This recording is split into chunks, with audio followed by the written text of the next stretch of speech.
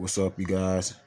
Back at it again with the Glock 21 Gen 4 45 auto. Tried to give it a different look. Ended up trying something new. I colored the sights red, as you can see,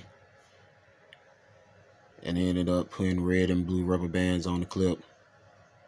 Kind of reminds me of Spider-Man in a way. But overall, it's a good gun.